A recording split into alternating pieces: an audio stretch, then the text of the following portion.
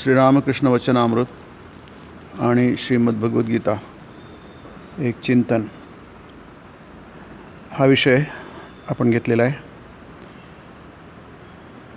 आणि हा 7वा अध्याय. श्रीरामकृष्ण ईश्वरचंद्र विद्यासागरांकडे आलेले आहेत. ही त्यांची पहिलीच भेट आहे विद्यासागरांशी आणि श्रीरामकृष्ण स्वतः विद्यासागरांकडे आपण ज्याला आज अपॉइंटमेंट म्हणतो जवळपास तशाच प्रकारची घेऊन ते आले आहेत. आधी कळवून आलेले आहेत.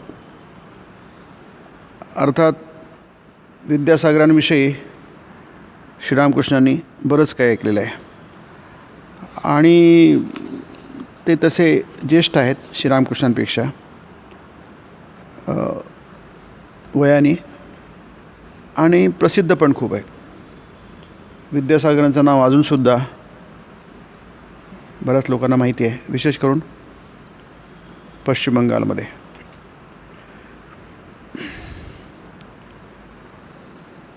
श्रीरामकृष्णांना जशी माहिती आहे विद्यासागरांची, त्याचप्रमाणे विद्यासागरांना पण श्रीरामकृष्णांविषयी थोडीफार माहिती आहे.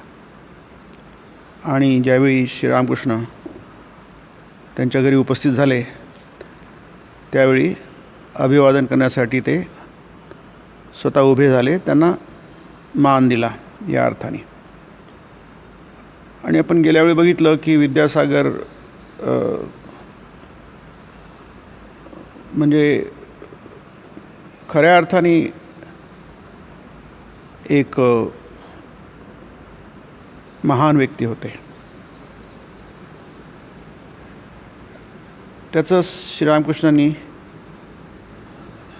म्हटलं आहे, त्यांचं कर्म सात्विक कर्म, तुमचं कर्म सात्विक कर्म. जगामध्ये सात्विक कर्म करणारे लोक कमी असतात. सात्विक गुण अंगी असल्याशिवाय मनुष्य सात्विक कर्म करत नाही. सात्विक कर्म म्हणजे काय? कर्म म्हणजे काय? ज्यामध्ये दुसऱ्यांचा विचार होतो. रज आणि तमामध्ये स्वतःचा विचार जास्ती असतो, प्रबळ असतो. कर्म सगळेच करतात. नाही कश्चित क्षणमपि जातु तिष्ठत्य कर्म करू.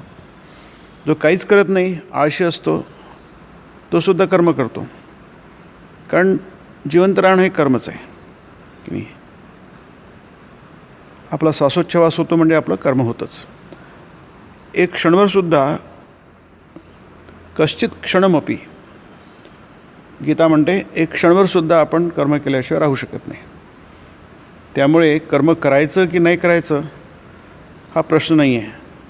आणि आपण वचनामृतामध्ये बघू, गीतेमध्ये सुद्धा बघतो आहोत आपण, आणि संपूर्ण अध्यात्मशास्त्रामध्ये हे सांगितलं जातं. याच्यामध्ये बराचसा संभ्रम निर्माण होतो की अध्यात्मशास्त्र सांगतं की तुम्ही परमार्थ मार्गाला गेले कर्म करू नका, कर्म कमी करा. हा सगळा काय आपण कोणती गोष्ट नीट समजून न घेतल्यामुळे होणारा संभ्रम आहे की नाही. अध्यात्मशास्त्र हे सूक्ष्मशास्त्र आहे, अतिशय सूक्ष्मातिसूक्ष्म शास्त्र आहे. त्यामुळे समजून घेण्यासाठी आपल्याला विशेष प्रयत्न करावे लागणार आहेत. आपण प्रत्येक गोष्ट जर वरवर समजून घेतली तर समजण्यापेक्षा गैरसमजच जास्ती होतील. म्हणून अध्यात्मशास्त्रामध्ये सतत काळजी घेतली जाते, कारण गैरसमज होण्याची शक्यता खूप जास्ती असते, अतिशय जास्ती असते. नाही, इतर ज्ञानशाखेंमध्ये सुद्धा असते, पण अध्यात्मशास्त्रामध्ये खूप जास्ती असते. म्हणून अर्जुन म्हणतो श्रीकृष्णांना की तत्किम कर्मणी घोरे माम नियोजशी केशव. हे केशवा, तो म्हणतो की कर्म न करणं श्रेष्ठ आहे की नाही. आणि इकडे तर सांगतो मला तू हे युद्ध कर. आता युद्ध कर्म म्हणजे कसं आहे? हे तर घोर कर्म आहे. तत्किम कर्मणी घोरे माम, कर्मणी घोरे कर्मणी किम माम, मला कशाला लोटतोस त्याच्यामध्ये? हा अर्जुनाच्या मनातला संभ्रम आहे की नाही. आता अर्जुनासारख्या व्यक्तीच्या मनामध्ये संभ्रम निर्माण होऊ शकतो तर सर्वसाधारण व्यक्तींमध्ये नक्कीच होणार नाही. होणं काही गैर नाही म्हणा किंवा अस्वाभाविक नाही आहे. पण तो दूर करण्यासाठी सतत प्रयत्न करायला पाहिजे. आणि सर्वात मोठा संभ्रम म्हणजे कर्म करायचं की नाही करायचं हा प्रश्न आपण मनातून काढूनच टाकला पाहिजे. की कर्म करणं किंवा न करणं हा आपल्याकडे काही पर्याय नाही आहे, विकल्प नाही आहे, ऑप्शन नाही आहे. तुम्हाला काही लोकांनी कर्म करायचं, काही लोकांनी कर्म करायचं नाही वगैरे की नाही. म्हणून इथे श्रीरामकृष्ण उपदेश देताना शुकदेवांचं उदाहरण देतात आहे की शुकदेव जे आहेत हे त्यांनी कर्म केलं. इथे लिहिले की शुकदेवांनी कर्म केलं की कर्म केलं नाही. 2 उदाहरणं देतात. देवादिकांनी म्हटलेलं आहे. आता शुकदेव आदी म्हणजे कोण आहे? नारद आहेत दुसरे, आहे की नाही. तिसरं उदाहरण शंकराचार्यांचं इथेच आहे, याच अध्यायात आहे. शंकराचार्याने लोकोपदेशास्तव अहम बाळगला होता. हे वाक्य तुम्हाला वचनामृतामध्ये बऱ्याचदा आढळून येईल. शुकदेवांचं उदाहरण पण याच्यात 2-3दा आलेलं आहे याच अध्यायामध्ये. शुकदेवादिकांनी म्हणजे शुकदेव आहेत, नारद आहेत, शंकराचार्य आहेत. हे आणि कर्म केलं की नाही केलं? आपल्या सर्वसाधारणपणे आपण जर बघितलं की त्यांनी काही कर्म नाही केलं. तत्त्वज्ञानाप्रमाणे सुद्धा त्यांनी कर्म नाही केलं की नाही, कारण त्याच्या पलीकडे गेले होते ते. आता हा विषय समजून घेणं खूप महत्त्वाचं आहे की नाही. कारण काय नाही समज आपण चुकीच्या पद्धतीने काहीतरी वागू, त्यासाठी समजणं आवश्यक आहे. अर्जुन काय करतो आहे? मला लढायचं नाही म्हणतो, भिक्षा मागणार मी जगण्यासाठी, मी भीक मागणार आणि जगणार, असं कोण म्हणतो आहे? अर्जुन म्हणतो आहे की नाही. अरे भीक मागणं पण कर्म आहे ना की नाही. भिक्षा जगणं हेच कर्म आहे ना.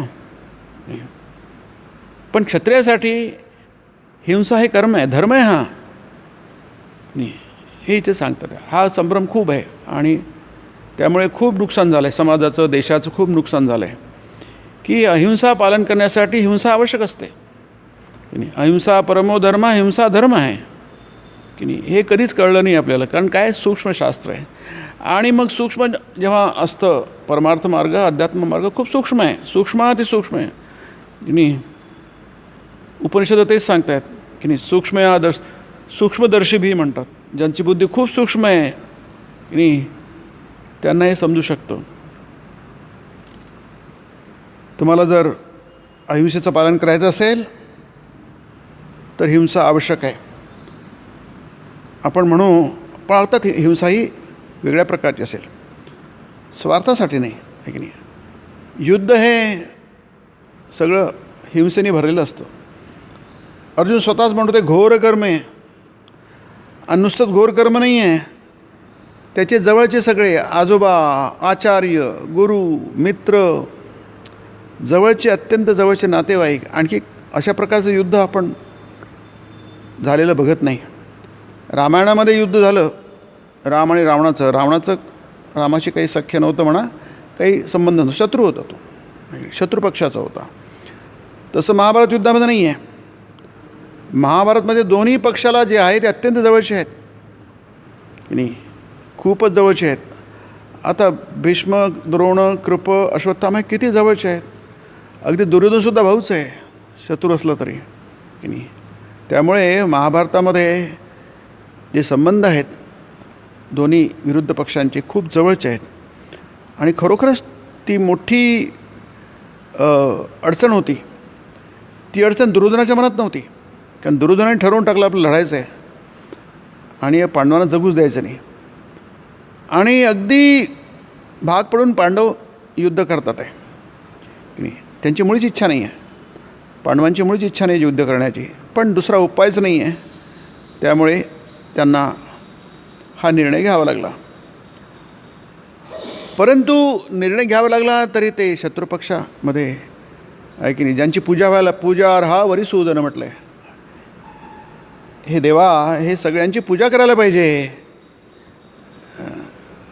इशुभी प्रतियोत्स्यामी पूजार्हा वरिसूदन. याच्यावर मी बाण कसे सोडणार? खरोखरच मोठी अडचण आहे. ती अडचण आपल्याला इतकी जाणवत नाही कारण आपण त्या भूमिकेमध्ये जात नाही आहे, जाऊ शकत नाही आहे. पण अर्जुनाच्या मनामध्ये मात्र अर्जुन हा सात्विक व्यक्ती आहे.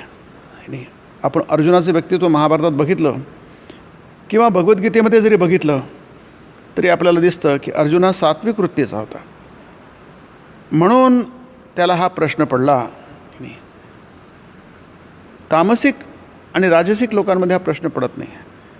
जर दुर्योधन हा तामसिक होता, राजसिक होता, धृतराष्ट्र तसाच होता, परंतु पांडव तसे नव्हते. आता याच सत्व रज तमाच्या पलीकडे जे व्यक्तिमत्व आहे जे महाभारतात आहे ते म्हणजे भगवान कृष्णांचं, आहे की नाही. त्यांना अगदी तंतोतंत माहिती आहे की नाही. त्यांच्या मनामध्ये आपण भगवान कृष्णाचं जीवन बघितलं, विशेष करून महाभारतातूनच आहे. कारण महाभारत हे भगवान कृष्णांचं जीवन सांगण्यासाठी आपल्यासमोर प्रस्तुत केलं आहे व्यासाने, असं व्यास स्वतःच म्हणतात. तिथे मात्र आपल्याला कधी संभ्रम सापडत नाही, कर्म करायचं की कर्म करायचं नाही. म्हणून गेल्या वेळी आपण बघितलं की न त्याज्यम कार्यमेव तत्, अगदी स्पष्ट शब्दामध्ये भगवान कृष्ण सांगतात, आहे की नाही. तुम्हाला कर्म केलंच पाहिजे, न त्याज्यम.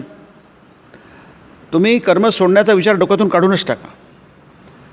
कारण अध्यात्म मार्गाकडे मनुष्य वळला की पहिलं येतं त्याचं की आपण कर्म कमी करून टाकावं, कर्म नको, कर्म म्हणजे बॅद आहे, कटकट आहे वगैरे वगैरे, आहे की नाही. कारण कर्म म्हटलं की बरंच अडचणी आल्या, आहे की नाही. खूपशा अडचणी, त्याच्या पण आपल्याला यादी करण्याची गरज नाही, आपल्या सगळ्यांनाच माहिती आहे की नाही. खूप अडचणी आल्या, त्याचा परिणाम होतो मनावर होतो, बुद्धीवर होतो, आपल्या जीवनावर होतो, आहे की नाही. काजळाच्या कोठीत राहण्यासारखं आहे, की नाही. आता ते घोर युद्ध झालं महाभारताचं 18 दिवस, कितीतरी चुकीच्या गोष्टी घडल्या तिथे, आहे की नाही. पण कृष्ण म्हणतो नाही, ते कर्म करायलाच पाहिजे. न त्याज्यम कार्यमेव तत्, की नाही. कारण काय, पावनानि मनीषिणाम, एकमात्र उपाय आपल्याकडे उपलब्ध आहे. म्हणून ते म्हटलं तुमचं कर्म सात्विक करणं. मनुष्य प्राण्यामध्ये एकच उपाय आहे, कर्म करणं. कर्म करायचं की नाही करायचं हा विषय आपल्या समोर नाहीच आहे, की नाही. कर्म करणंच, फक्त कोणतं कर्म करणं आणि ते कोणत्या भावनेने करणं हा पर्याय आपल्याकडे उपलब्ध आहे. आणि इथे श्रीरामकृष्ण आपल्याला सांगतात, त्याचा आपण विचार गेल्या मंगळवारी केला होता, की नाही. म्हणून इथे विद्यासागरांविषयी सांगताना श्रीरामकृष्ण म्हणतात तुमचं कर्म सात्विक कर्म, की नाही. पण हे सात्विक कर्म कसं आहे, त्यामध्ये रजोगुण आहे, सत्वजन्य रजोगुण, सत्वातून जन्मलेला रजोगुण आहे की नाही. नाही तर सत्व म्हटला की आपण थोडेसे काय होतो, सुस्त होतो, म्हणजे तमोगुणाकडे जाणार असतो तो, की नाही. कारण आपल्याला माहिती आहे की कर्म केलं की आले कटकटी आल्यास, आहे की नाही. काहीतरी लोकांना दुखवणं आलं, आपण दुखावले जातो, आपण आपल्याकडून लोक दुखावले जातात, हा एक भाग झाला, आहे की नाही. नकोच बाबा, आहे की नाही. कोणाशी आपलं देणं घेणं नाही, असं आता आपण असं म्हणतो ना, आमचं कोणाशी देणं घेणं नाही रे, बा देणं घेणं पाहिजे, की नाही. देणं घेणं नाही म्हणजे हा काय प्रकार आहे. तुम्ही कर्म करायचं म्हणजे देणं घेणं आलंच की, की नाही. तुम्ही हे करताय, युद्ध करता आणि आमचं काही देणं घेणं नाही म्हणता, हा काय प्रकार आहे की नाही. युद्ध करणं हे फक्त राज्य मिळवण्यासाठी, आणि जसं गीतेमध्ये म्हटलं आहे की रक्ताने माखलेले भोग आम्ही काय घ्यायचे आहे कृष्णा, आहे की नाही. त्यासाठी नाही येते ते कर्म, हे एका भावनेने केलं तर इथे श्रीरामकृष्ण म्हणतात की त्यांनी देवाचा लाभ होतो. हेच कुणी निष्कामपणे करू शकल्यास त्यानं भगवान लाभ होतो, की नाही. आता काय झालं इथे आपल्या याच्यामध्ये, लोक सगळे कर्म करतात, मग ते सात्विक असो, राजसिक असो, तामसिक असो, किंवा तुम्हाला काहीच करायचं नसो, कर्म घडतंच, आहे की नाही. परंतु भगवंतासाठी करायचं असतं, भगवान लाभासाठी करायचं असतं, याचा मात्र बहुतांश लोकांना पत्ता नसतो, आहे की नाही. बहुतांश लोकांना माहीतच नसतं की कर्म करणं न करणं हा विषय नाही आहे. तुम्ही काहीही करा कर्म, अगदी आपण थोड्या वेळासाठी घेऊया, तामसिक कर्मसुद्धा जर तुम्ही केलं तरी ते सुद्धा भगवान लाभासाठीच व्हायला पाहिजे, आहे की नाही. म्हणून गीता स्पष्टपणे म्हणते, आहे की नाही. पुष्कळ ठिकाणी आहे. 4थ्या अध्यायात नाही तर आपण ते प्रसिद्ध श्लोक आहेच, अपिचेत असि पापेभ्य सर्वेभ्य पापकृत्तमः.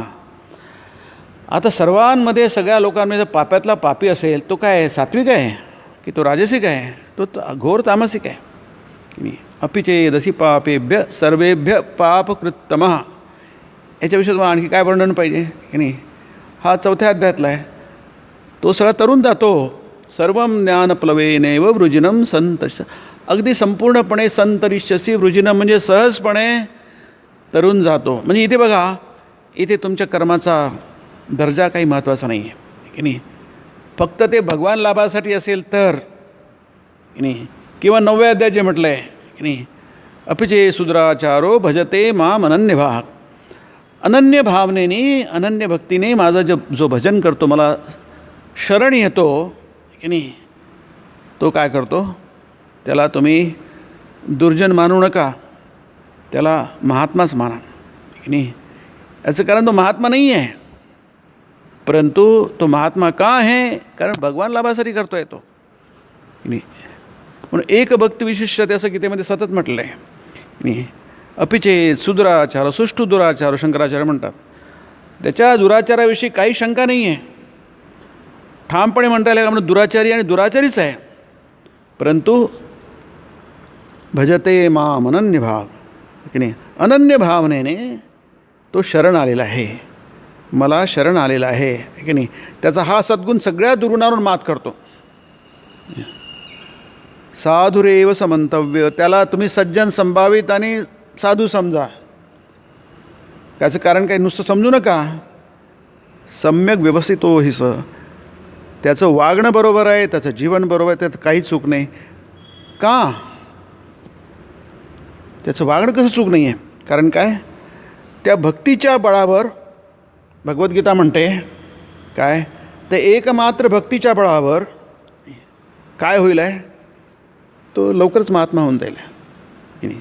तो दुरात्मा राहणार नाही. नाही तर तुम्ही कितीही सज्जन राहिले जन्मभर, हाच विषय आपल्याला इथं वचनामृतात बघता येतो की नाही. विद्यासागर खूप महान आहेत, प्रश्नच नाही आहे, परंतु त्यांच्यासमोर हा भगवान लाभ हा विषय नसल्यामुळे आपण फक्त एक उदाहरण म्हणून बघतो आहे, आपण त्यांचं जीवन बघत नाही आहे. एक उदाहरण म्हणून ते कोणाच्या बाबतीत होऊ शकतं. ते उपनिषदांचे त्यांनी इथं म्हटलं आहे, उल्लेख आहे की उपनिषद त्यांनी विद्यासागर महापंडित षडदर्शने पालथी घातलेली आहेत आहे की नाही. 6 दर्शन वेदाधारित आहे. त्यावरून ईश्वरासंबंधी काही जाणणे शक्य नाही असा जणू त्यांचा ग्रह होऊन बसलेला आहे. त्यांना सगळं ईश्वराविषयी कळलेलं आहे की नाही. आता ईश्वराविषयी काही कळलेलं नाही आहे की नाही, हे श्रीरामकृष्ण त्यांना त्यांच्या संभाषणातून ओघातून त्यांना पटवून देतील आहे की नाही. म्हणून ते म्हणतात, तर मी पहिल्यांदाच ऐकतो की ब्रह्म कधी उष्ट झालेलं नाही आहे. आता एवढे जाडे महापंडित आहे की नाही, पण पंडित असणं वेगळं आणि त्याचं जीवन जगणं वेगळं आहे की नाही.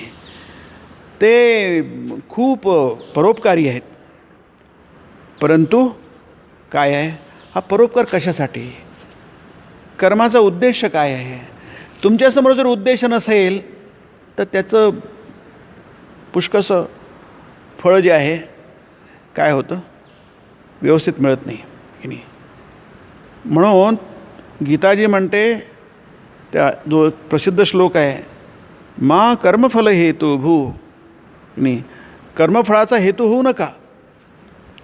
कर्मफळ तुम्हाला स्पर्श करू नये. माते संगोस्त्व कर्मणी. परंतु मला कर्म कशाला करायचं असं पण म्हणू नका. कर्म जरूर करा की नाही. कारण काय, मला जर कर्माचं फळच मिळत नसेल तर मी कर्म करायचंच कशाला, हा विचार तुमच्या मनामध्ये येऊ देऊ नका. कारण काय, तुम्ही कर्मासाठीच पात्र आहात. कर्मणी एव अधिकारहते नाही. कर्म करणंच तुमच्या जीवनाला जोडलेलं आहे. कर्मापासून तुम्ही कधीच दूर जाऊ शकत नाही. परंतु कर्म करत असताना मात्र ते निष्काम भावनेने कर्म करा. पण घोडं पेंड खातं इथेच. श्रीरामकृष्ण म्हणतात, ते घोडं ही आपली वाक्प्रचार आजकालच्या लोकांना जास्त त्याची कल्पना नसेल. ते घोडं पेंड खातं इथेच की नाही. म्हणजे इथेच सगळं अडून बसतं. इथे तीच गोष्ट आपल्याला समजत नाही. ही कर्म करतो आपण, पण कर्म करण्याचा उद्देश काय आहे, कर्म आधी काढणे. रामकृष्ण म्हणतात की नाही. कर्माने सुरुवात होते जीवनाला. लहान बाळ सतत कर्म करत असतं, पण त्याला काही इथे जे म्हटलं आहे, कुणी करतो नामासाठी तर कुणी पुण्यसंचयासाठी. त्यांचं कर्म निष्काम नसतं की नाही. लहान मुलगा आहे, तो काही पुण्यसंचयासाठी पण कर्म करत नाही आणि तो नामासाठी पण करत नाही की नाही. तो कशाच त्याच्या मनामध्ये काही उद्देशच नसतो, पण तो निष्काम नसतो. त्याला काही निष्काम कर्म म्हणता येत नाही. कारण काय, त्याला निष्काम कर्म सकाम काहीच माहीत नाही आहे की नाही. तो फक्त प्रकृतीच्या पद्धतीने करत असतो, स्वभावाप्रमाणे करतो. जसे पशुपक्षी असतात, त्यांच्या बाबतीमध्ये सकाम कर्म निष्काम कर्माचा प्रश्नच येत नाही, कारण त्यांना काही मिळवायचंच नाही आहे. त्यांच्या दृष्टीने भगवान लाभ वगैरे हा विषयच नाही आहे. हा विषय फक्त मनुष्याच्या दृष्टीने आहे. म्हणून गीतेमध्ये सतत मानव हा येतो, हे मनुष्यासाठी आहे की नाही. हा विषय मनुष्यासाठी आहे. मग तो कोणी असो, तो किती महान असो, किती दुष्ट असो, किती वाईट असो, परंतु तो मनुष्य असायला हवा. आणि मनुष्य असल्यानंतर त्याच्यासमोर जर हा भगवान लाभ जर उद्देश असेल तर मात्र त्याला त्याचं फळ मिळेल. नाही तर तुम्ही जन्मोजन्म कर्म करणार आणि जन्मोजन्म कर्म केल्यानंतरसुद्धा तुम्ही काय म्हणणार, तेच त्याला संसरण म्हणतात. तुम्ही तिथेच घुटमळत राहणार. जसं घाणीचा बैल असतो, तेल घाणीचा बैल असतो, जन्मभर तो फिरतो तेल घाणीमध्ये, जात कुठेच नाही की नाही. त्याला कुठेच जाता येत नाही, तिथले तेच फिरतो. हे उदाहरण झालं. तसंच मनुष्य जन्मभर काही ना काहीतरी करत असतो, त्याला काहीच फायदा होत नाही. उलट होऊ शकतं की यथा कर्म यथा श्रुतम, उपनिषद म्हणतात नाही की नाही. त्याचं जसं कर्म जसा भाव तसा त्याला योनिमन्ये प्रपद्यन्ते शरीरत्वाय देहिना की नाही. त्याला कोणताही जन्म मिळू शकतो. स्थानुमन्येनु संयती, अगदी तुम्हाला दगड किंवा न हलणारे जे असतात, अचल असतात, असे सुद्धा जन्म मिळू शकतात. यथा कर्म यथा श्रुतम, जसं माणसाचं कर्म की नाही. आता माणसाचं कर्म म्हणजे ते खूपच महानच असायला असं पाहिजे असं नाही आहे. गीता म्हणते कोणी असेल तरी ते चापी तरंती एव श्रुतिमृत्युम श्रुतिपरायणाः की नाही. ते च अपि अतितरंती एव की नाही. ते सुद्धा आणि निश्चितपणे संपूर्ण तरुण जातातच.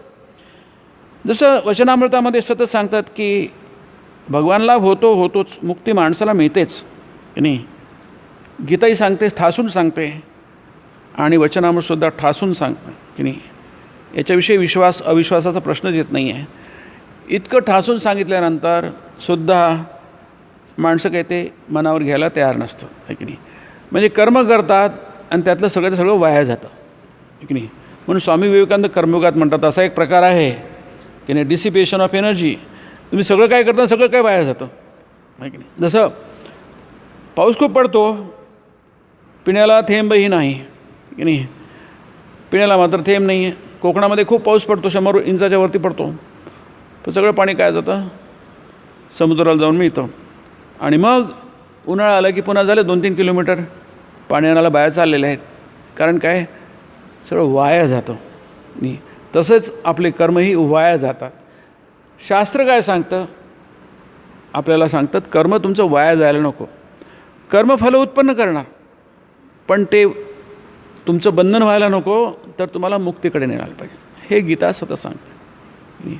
आपल्याला पूर्ण गीता आपण 18 अध्यायात तेच बघतो आहे की कर्म हे बंधनाचं कारण म्हणतं आणि कर्म हे मुक्तीचं कारण पण म्हणतं.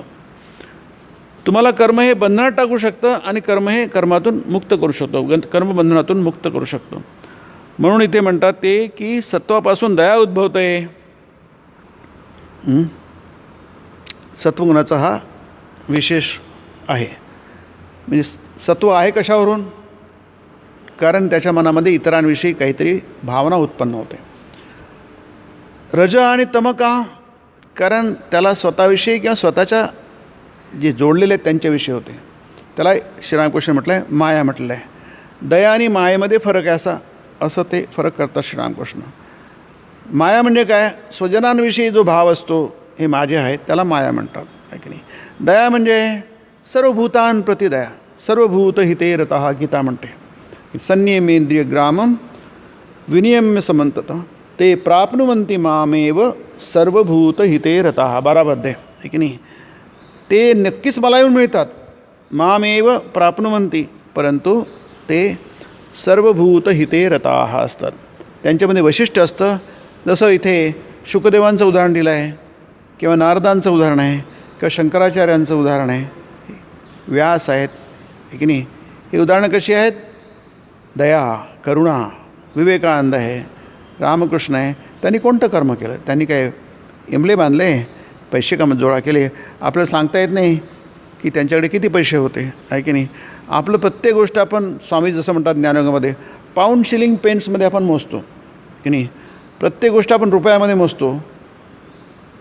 आणि कर्म हे जर रुपयामध्ये जर आपण कन्व्हर्टेबल असेल, कन्वर्ट करू शकलो, तर आपण त्याला कर्म म्हणतो. अत्यंत चुकीची गोष्ट आहे की नाही. रामकृष्णाने काही पैशा मागे लागले नाहीत. ते तर म्हणतात रुपया माती, माती रुपया कोणत्याने गंगेत विसर्जन करून टाकलं. गीता काय म्हणते? गीता म्हणते समलोष्टाश्म कांचन, आहे की नाही. आता मातीचं ढेकूळ, अश्म म्हणजे दगड, आणि कांचन म्हणजे सोनं, आहे की नाही. सम कसं राहणार? ते समलोष्टाश्म कांचन, सम कसं राहणार? सोन्याची किंमत किती आणि मातीच्या ढेकळाची किंमत किती, आहे की नाही. पण ते सम आहे की नाही. आता सम आहे असं मांडणारा व्यक्ती आहे, हा खरोखरच महान असेल, आणि अशी त्याची त्याला जसं उपलब्ध झालं असेल, असं त्याला अनुभव आला असेल, तर नक्कीच तो महान आहे. पण सामान्य जनांच्या दृष्टीने मात्र तो वेडा आहे की नाही. रामकृष्णांना लोक वेडे समजत होते, विवेकानंदांना लोक वेडे समजत होते, आहे की नाही. आता शुकाचार्याने तर काहीच केलं नाही, आहे की नाही. पण भारताचा आदर शुकदेव म्हणतात, त्यांनी काहीच केलं नाही आहे. भागवत सांगतं त्यांचं उपनयन पण झालं नव्हतं आणि घरून निघून गेलेत ते, की नाही. वडील म्हणतात, अरे काय करतोस तू, काय करतो? अरे तुझं काहीच झालं नाही अजून, तू कुठं काय एवढे वैराग्य तुला कसं आलं? म्हणजे काहीही कर्म करत नाही, पण सगळ्यात मोठं कर्म त्यांनी करून गेलं की नाही. महान कर्म करून गेलं की नाही. म्हणून आपल्या डोक्यातली जी कल्पना आहे कर्मासंबंधीची, ती अत्यंत चुकीच्या तर्कावर आधारलेली आहे. अध्यात्मशास्त्र ती आधी दूर करते की नाही. कर्म करू नका, कर्म करा हा प्रश्न नाही. कर्म काय करायचं हा सुद्धा प्रश्न आहे. कोणत्या प्रकारचं कर्म हा सुद्धा प्रश्न नाही आहे. 2 गोष्टी पाहिजे, ते म्हणजे तुम्ही भगवान लाभासाठी करा आणि त्याचं फळ देवाला अर्पण करा. हा विषय इथे घेतात आहे. पण हा सत्वमय रजोगुण हा वाईट नाही, पण चांगला पण नाही की नाही. कारण याला वाईट म्हणता येत नाही. कारण काय, स्वतःसाठी करत नाही, तो इतरांसाठी करतात, निस्वार्थपणे करतात. पण निस्वार्थपणा हा जो फक्त वरतून दिसतो आहे, खरा निस्वार्थपणा नाही आहे. कारण काय, समोर भगवान लाभाचं उद्दिष्ट नाही आहे. समोर भगवान लाभाचं उद्दिष्ट नसेल तर ते कर्म किती महान असो, किती सात्विक असो, ते तुम्हाला जन्म मरणाला कारण ठरतं, ते तुम्हाला बंधनाला कारण ठरतं की नाही. तुमचं चित्त अशुद्ध होतं. म्हणून शुकदेवादिकांनी लोकोपदेशास्तव दया हृदयात बाळगली होती, लोकांना ईश्वरविषयक ज्ञान देण्यासाठी. सर्वात उत्तम कर्म, महान कर्म म्हणजे हे, लोकांना ईश्वरविषयक ज्ञान देणं यासारखं महान कर्म नाही आहे की नाही. गीता म्हणते की 3 कर्म असतात की नाही. वेगवेगळ्या ठिकाणी म्हटलं आहे की नाही, की जसं यत करोषि यदश्नासी यज्जुहोसी ददासी यत, नाही. म्हणजे हवन करणं, दान देणं, यज्जुहोसी ददासी यत, हे तिन्ही कर्म जे आहेत, हे तिन्ही कर्म कोणत्या ना कोणत्या रूपाने माणसाने करायला पाहिजे. तुम्ही विद्यादान, अन्नदान करता ते देखील चांगलंच. स्वामींनी कर्मयोगात म्हटले 4 प्रकारचे कर्म असतात. एक म्हणजे अन्नदान. लोकाला कोणाला भूक लागली आहे, त्याला तुम्ही दिलं. माणसाला जेव्हा खूप भूक लागते तेव्हा खूप दुःखी असतो तो. पोट भरल्यानंतर तो सुखी होतो, आनंद होतो त्याला. तुम्ही त्याला आनंदी केलं, हे कर्म आहे. परंतु त्याला पुन्हा पुन्हा भूक लागेल, मग त्याला विद्या द्या, शिक्षण द्या, मग तो तुमच्याकडे मदत मागणार नाही. अन्नदानापेक्षा विद्यादान श्रेष्ठ आहे. पण त्यापेक्षा उत्तम आहे प्राणदान.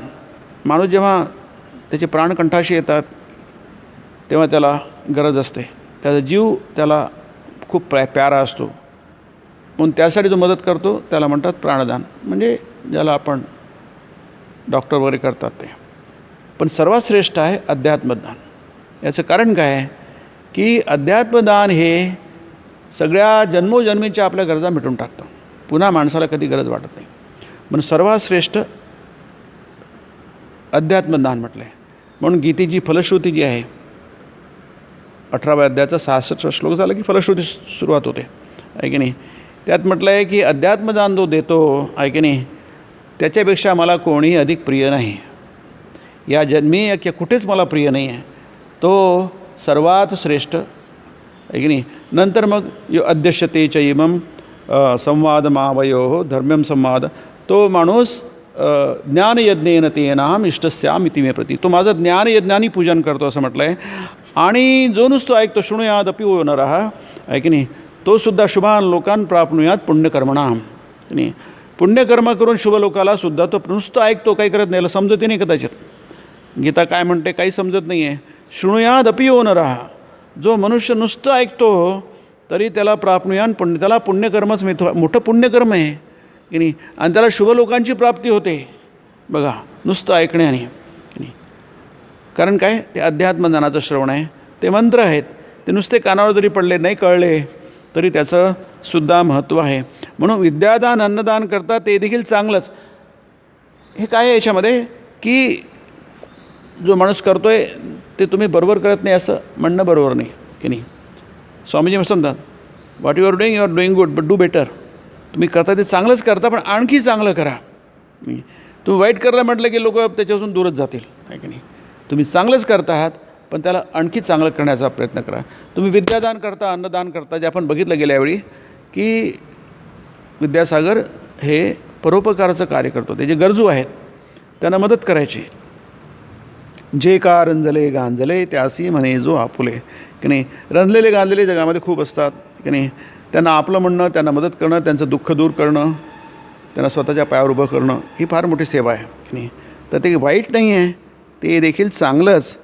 परंतु हेच कर्म निष्कामपणे करू शकल्यास त्यानं भगवान लाभ होतो. म्हणजे माणसाने सात्विक कर्म करायला पाहिजे. जो वाईटातला वाईट असेल त्यालासुद्धा भगवान लाभ होतो. रावणालासुद्धा रामाचं नाव घेतलं, तो काय म्हणतात रामाचा म्हणजे नारायणाचा द्वारपालच होता, की नाही. प्रत्येकाने रावण व्हायची गरज नाही आहे, की नाही. शक्यतो माणसाने चांगलं व्हावं, सात्विक व्हावं, सात्विक कर्म करावं. परंतु निष्कामपणे करू शकल्यास त्यानं भगवान लाभ होतो. पण घोडं पेंड खातं इथेच, कुणी करतो नामासाठी तर कुणी पुण्यसंचयासाठी. त्यांचं कर्म निष्काम नसतं, की नाही. म्हणून निष्काम कर्म काय समजून घेण्याचा प्रयत्न करावा आणि ते अधिकाधिक करण्याचा प्रयत्न करावा. त्याची तत्कुरुष्व मदर्पणम, निष्काम कर्म होत नसतं, कठीण आहे ते. म्हणून कर्म केल्यानंतर हे अर्जुना मला अर्पण कर, हा निष्काम होण्याचा एक सगळ्यात चांगला उपाय आहे. यत करोशी, जे काही करशील, यदश्नासी, जे काही खाशील, यज्जुहोसी ददासी, यत यत तपस्यसी कौंतेय तत्कुरुष्व मदर्पणम, मला तू अर्पण कर, नामासाठी करू नकोस. ते फार छोटी गोष्ट आहे, की नाही. कोण कोणाचं लक्षात ठेवतो, की ते आहे ना, मी जाता राहील कार्य काय, जन पळभर म्हणतील हाय हाय. आपण केलेलं कार्य काय शिल्लक राहणार आहे. रामकृष्णही आले गेले जगत यावी नका. त्यांनी केलेलं कार्य जर राहिलं नाही आहे, की नाही. आपण तर अतिसाधारण, आपण किती साधारण व्हायची आपल्याला कल्पनाच नाही आहे, की नाही. आपलं कार्य काय राहणार आहे, की नाही, काहीच राहणार नाही. पण माणसाच्या मनामध्ये असा एक विचित्र भ्रम असतो की आपलं लोक आठवण ठेवतील, की नाही. कोणी कोणाची आठवण ठेवत नसतो. मी जाता राहिलं कार्य काय, आपलं कार्य काहीच राहत नाही आहे. म्हणून नामासाठी म्हणजे स्वतःचं नाव राहावून करण्याची तुम्हाला काही गरज नाही आहे. आणि पुण्यसंचयासाठी, की नाही. पुण्यसुद्धा काय आहे, क्षीणे पुण्ये मर्त्यलोकम विशंती एवं त्रयी धर्म मनुप्रपन्ना गतागतम कामकामा लभंते. भगवद्गीता म्हणते हे सगळं कामकामा, जे कामनेची कामना करतात त्यांना गतागत म्हणजे येणं जाणं चुकत नाही, की नाही. म्हणून त्यासाठी कर्म करू नका. आपल्याला ती खूप मोठी गोष्ट वाटते. आपल्या नावाचा एक दगड राहावा कुठेतरी असं वाटतं आपल्याला, की नाही. ते असतात ना जिथे तीर्थस्थानं, ते काहीतरी पैसे मागतात, तुमच्या नावाचा मी एक दगड लावू एक मार्बलचा, तुम्ही 500 रुपये द्या, आम्ही 100 रुपयाचा दगड लावू, 400 रुपये त्यांचे. म्हणजे आता कोण तिथून बघणार, कोणाला फिकर आहे तुमचं नाव काय आहे की नाही. पण लोक नामासाठी आणि पुण्यसंचयासाठी करतात. पुष्कळ लोक पुण्य विकत घ्यायचं म्हणतात. पुण्य विकत घेतलं की नाही, पैसे खर्च केले आणि पुण्य विकत घेतलं. पुण्य मिळेल, नाव होईल आहे कमी जास्ती, परंतु तो काही मनुष्य जीवनाचा उद्देश नाही आहे. मनुष्य जीवनाचा उद्देश आहे भगवान लाभ, यासाठी अध्यात्माची गरज आहे की नाही. म्हणून श्रीरामकृष्ण इथे हा मुद्दा खूप हा एवढाच मुद्दा समजण्यासाठी आहे. मग ती भगवद्गीता असो की वचनामृत असो, कोणते अध्यात्मशास्त्र असो की नाही, की बंधनात पडू नका. आपले जीवन बंधनातून मुक्त होण्यासाठी आहे. बंधनात जाण्यासाठी नाही. आधीच आपण बंधनात आहोत. आपण जन्म घेतला आहे याचा अर्थच आपण बंधनात आलो आहोत. प्रारब्ध कर्म आपण त्याचा भोग घेण्यासाठी आलेलो आहोत. पुन्हा संचित कर्म आहेच ते आपल्या पाठीशी की नाही. याच्यातून तुम्हाला मुक्त व्हायचं आहे आणि ते बंधनं वाढवत आहात म्हणजे काय, आपला मार्ग चुकलेला आहे, आपली दिशा चुकलेली आहे. म्हणून श्रीरामकृष्ण म्हणतात की उपदेश काय आहे, कर्म करा, खूप करा, जितकं कर्म केलं तितकं चांगलं, परंतु लक्षात घ्या की ते कोणत्याही बंधनाला कारणीभूत होईल असं कर्मफल हेतुभू असं कर्म करू नका की नाही. तुम्ही कर्मफला हेतुभू होणार असं करू नका.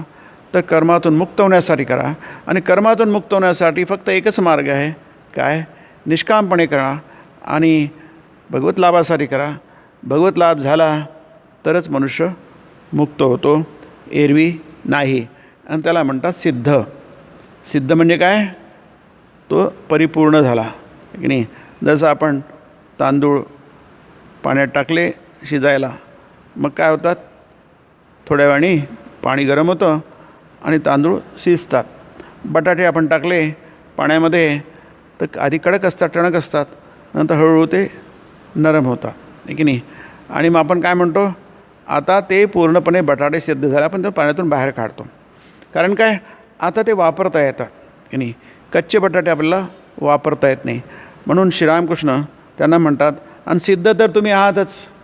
म्हणजे बघा, या संपूर्ण त्यांची किती स्तुती करतात. त्यांच्या मनाला आधी खट्टूपणा येईल, कधी कुठे थोडेसे दुखावले जातील, असं काहीच नाही आहे. हा संपूर्ण अध्याय आपल्याला वाक्य बाय वाक्य पण बघू शकत नाही, वेळ नाही तेवढा.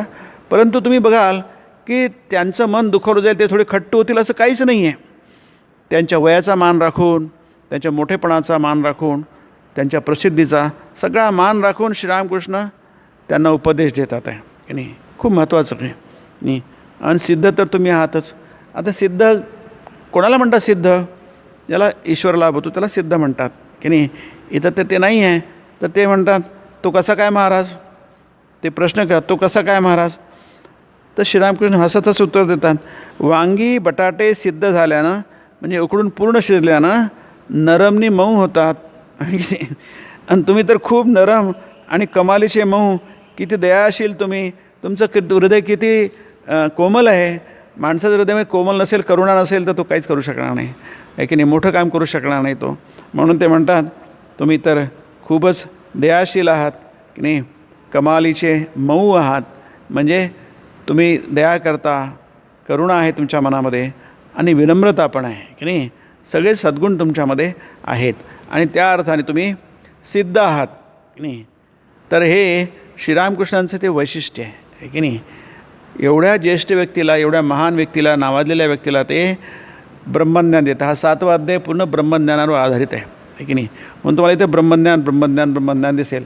आणि पुढे आपण आता बघता पुढच्या याच्यात बघू आपण की ब्रह्म म्हणजे काय, तोंडानं सांगता यायचं नाही की नाही. त्यानंतर ऋषींना ब्रह्मज्ञान झालं होतं की नाही. असा पूर्ण ब्रह्मज्ञान. आता हे यांना हे जे आहेत ईश्वरचंद्र विद्यासागरांना दुसरं काय सांगणार त्यांना आहे की नाही. त्यांच्याकडे सगळंच आहे. त्यांचे शब्दज्ञान आहे, शास्त्रज्ञान आहे, परोपकार आहे, काय नाही, सगळंच काही आहे. फक्त त्यांच्याकडे काय नाही आहे, त्यांच्याकडे ब्रह्मज्ञान नाही आहे की नाही. आणि त्यांच्याकडे ब्रह्मज्ञान नाही आहे, शब्दज्ञान आहे. उपनिषद त्यांनी पालती घातलेली आहेत की नाही. उपनिषदामध्ये ब्रह्मज्ञानाचा उपदेश आहे, परंतु ते नुसतं पुस्तकात वाचून डोक्यात ठेवण्यासाठी नसतं, तर ते जीवनाशी त्याचा संबंध असतो की नाही. ते जीवनात आणायचं असतं. याचा थांग पत्ता एवढ्या विद्वान माणसाला नाही आहे आणि श्रीरामकृष्ण ते जाणवून देतात आहे की नाही. परंतु जाणून देत असताना न विसरता की ते काय आहेत, ते नावाजलेले आहेत, नामांकित आहेत, विख्यात आहेत, विद्वान आहेत आणि परोपकारी पण आहेत. म्हणून त्यांचं महत्त्व थोडंसुद्धा कमी करून देता तुम्ही सगळंच काही ठीक आहे एवढंच एक जोडलं ना सगळं व्यवस्थित होऊन जाईल की नाही. हे श्रीरामकृष्णाजीची अतिशय सुंदर पद्धत आहे उपदेश देण्याची. त्या पद्धतीने इथे ते मांडत आहे. या पुढचा भाग आपण पुढच्या प्रवचनात बघूया. ओम निरंजनम नित्यमनंतरूपम भक्तानुकंपाधृतविग्रहं वै शावतां परमेशमीड्यं तं रामकृष्णं शिरसा नमामि.